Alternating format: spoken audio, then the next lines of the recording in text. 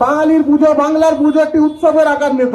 সেখানে ধর্মের কথা ছিল না, সেখানে উৎসবের কথা। 2026-এর পশ্চিমবঙ্গ বিধানসভা নির্বাচনে সর্বকনিষ্ঠ প্রার্থী 26 বছরের সায়ন্তন ঘোষ।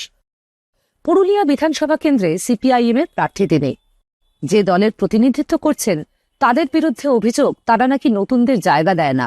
সমালোচকরা বলেন সিপিআইএম বৃদ্ধাশ্রমে পরিণত হয়েছে। যারা বলেন তারা তাদের দলের যারা বৃদ্ধ তাদেরকে কোথাও না কোথাও ছোট করতে চায়। গোটা রাজ্য জুড়ে দেখতে গেলে এত কম বয়সী বা এত কম বয়সীদেরকে, নতুন প্রজন্মদেরকে এগিয়ে নিয়ে যাওয়ার ক্ষমতা কোনো রাজনৈতিক দলের নেই। আমাদের গোটা রাজ্য জুড়ে যদি দেখেন, আমাদের দলই মনে হয় সবচেয়ে কম বয়সী ক্যান্ডিডেট করেছে।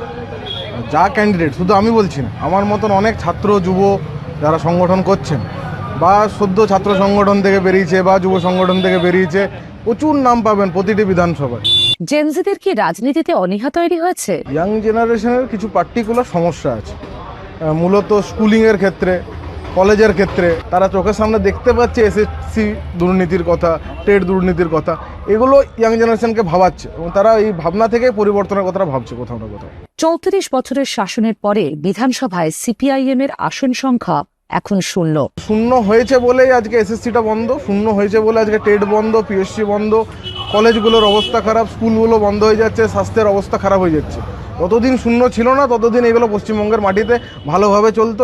যবের থেকে শূন্য হয়েছে তবের থেকে ধ্বংসের পথে আগাচ্ছে পশ্চিমবঙ্গ। তবে সায়ন্তনের কাছে রাজনীতি কোনো কেরিয়ার নয়, এটা প্রয়োজন। না, রাজনীতি কেরিয়ার না, বিষয়টা যে রাজনীতিক আমাদের প্রতিদিনের একটা সম্বল।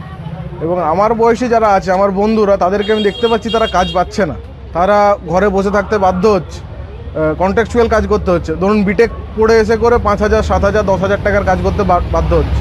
তাহলে এই অবস্থাটা তারাও দেখতে পাচ্ছে এবং এই অবস্থার জন্য তো দায়ী রাজনীতি। রাজনীতিকে কেরিয়ার করছি না আমি, কিন্তু আমার কেরিয়ারটা গড়তে গেলে রাজনীতিটাকে যে দরকার সেটা আমি মানুষের সামনে বা আমার বয়সীদের কাছে তুলে ধরতে চাইছি।